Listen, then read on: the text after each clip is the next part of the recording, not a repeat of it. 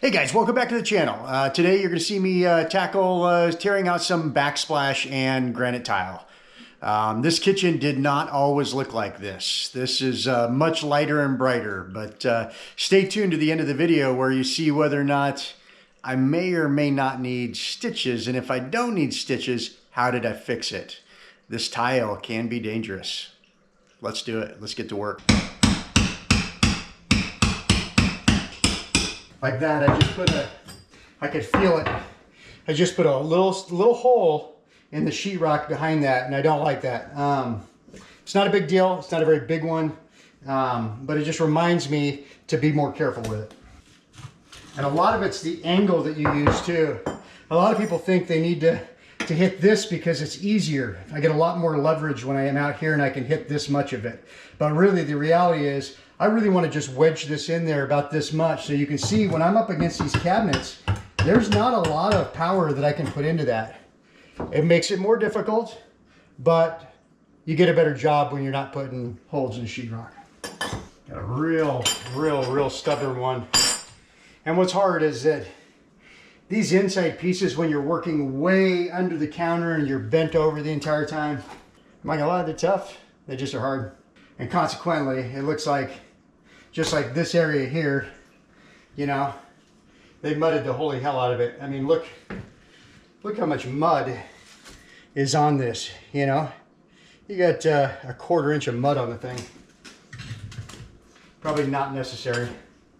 It's not going anywhere. It doesn't have legs. You know what I mean? Yeah, so I'm still here. Battery went dead on the GoPro, so back to using the iPhone.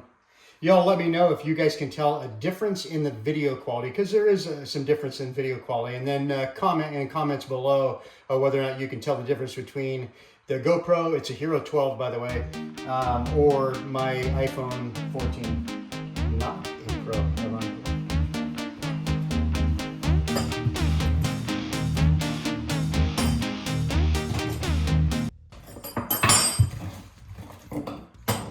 Yeah, again, we're taking loads of sheetrock with us when we're doing this, unfortunately, but it's just sticky. All right, guys, we're getting ready to remove the rest of this edging here, and we're going to take off these two pieces on the end as well, just because the range, actually, this is a new range, and the new range won't go all the way in, because when they put the cabinets in originally, when they built this home, they were cattywampus, so to speak, and so this dimension between here and there and here and there are not the same, meaning that it's a little bit more of a trapezoid as opposed to a square. And so we're going to remove those pieces so we can get the range in, and that way the slab fabricator can get good measurements for when he's ready to put the slab in, and we know that the range will fit and it won't get stuck like it has on the way back in here. So.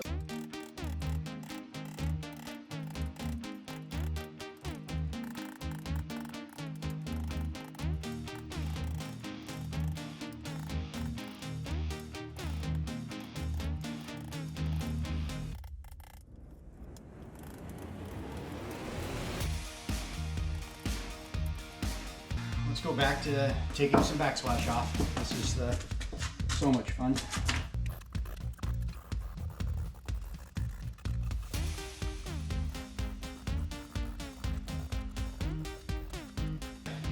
To take these tiles off, and if you're watching and you're paying attention, you can probably tell that I much prefer to go from the side on these tiles as opposed to down or underneath. I do the underneath just to break it off the counter, because it is attached to the counter. It's really hard to pry if it's attached to the counter. So I like to do that. I like to break that first, but sideways is the way to go on these. Getting from the top is just super hard.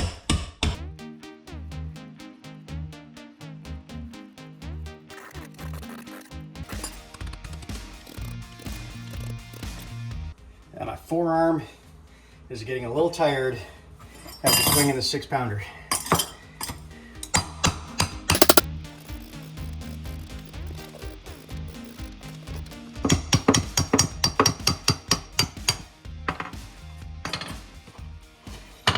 Here we go. First one done. Again, you've seen me do this. No stud. You can hear the difference. So that came off easier because I was able to apply a little bit of pressure to that stud.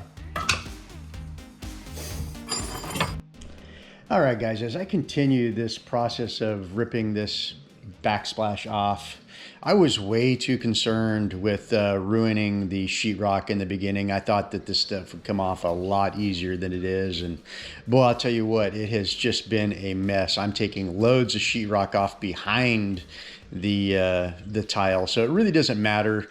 I say get it off just as easy, as quick as you can. All right, guys, I am back. I got the last two pieces of tile. Always when you're at the end of this and you're butting into something like this, they're always hard. It's kind of like a corner piece over here.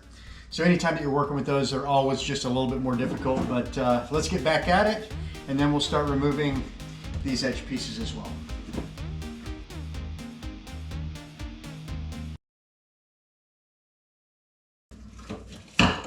All right, guys, so next is moving on to this granite tile face here, just like I did the last ones.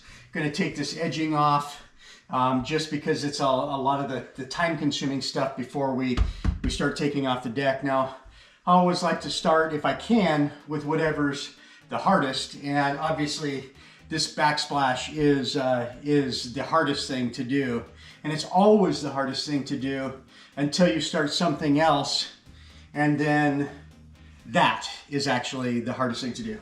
So here we go. Move this to the side. Let's get this in here. And let's start taking off some of this this granite face here.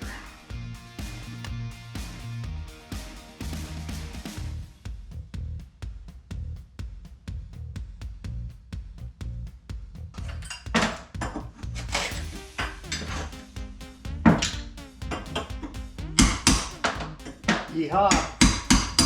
Whoa, there we go. And here we go. Ouch, that one actually hurt. Dang. That cut the whole schneifels out of me. Wow. That went actually pretty deep. You can tell this stuff is very sharp.